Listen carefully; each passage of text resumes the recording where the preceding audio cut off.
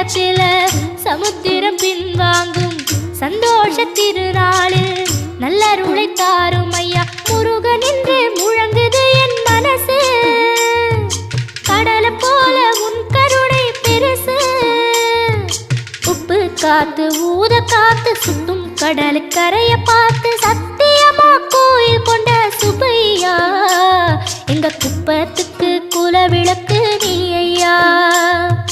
திருச்செந்தூர் ஆண்டவனே வேல் முருகா தினம் உனக்கு நன்றி சொல்வோம் மால் மருகா.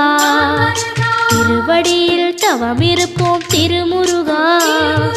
தீர்ப்பெழுது நலமெனவே வடிவ